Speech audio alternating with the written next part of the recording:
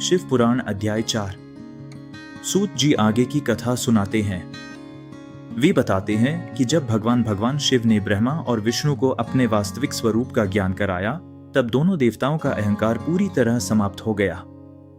वे समझ गए कि सृष्टि का मूल केवल भगवान शिव ही है। इसके बाद भगवान शिव ने सृष्टि की रचना के रहस्य को समझाया। उन्होंने बताया कि सबसे पहले केवल वही थे, न कोई रूप, न कोई नाम, न कोई दिशा। चारों ओर केवल शून्य था और उस शून्य में केवल भगवान शिव की ही सत्ता थी। फिर उनकी इच्छा से सृष्टि की शुरुआत हुई। भगवान शिव ने अपनी शक्ति से प्रकृति को प्रकट किया। यही शक्ति आगे चलकर सृष्टि के निर्माण का आधार बनी। इसी शक्ति से 3 प्रमुख कार्य उत्पन्न हुए: सृष्टि की रचना, उसका पालन और उसका सहार। इन कार्यों के लिए भगवान शिव ने 3 रूपों की व्यवस्था की। सृष्टि की रचना का कार्य ब्रह्मा को सौंपा गया, पालन का कार्य विष्णु को और सहार का कार्य स्वयं भगवान शिव ने अपने पास रखा। इस प्रकार पूरी सृष्टि का संचालन एक व्यवस्था के अनुसार शुरू हुआ। सूत जी बताते हैं कि यह सृष्टि केवल बाहरी रूप में ही नहीं बनी, बल्कि हर जीव के भीतर भी वही शक्ति विद्यमान है।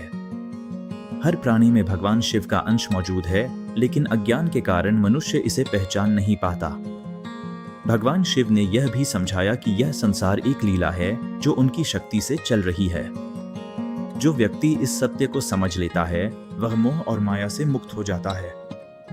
उन्होंने यह भी कहा कि मनुष्य को अपने जीवन में धर्म, सत्य और भक्ति का पालन करना चाहिए।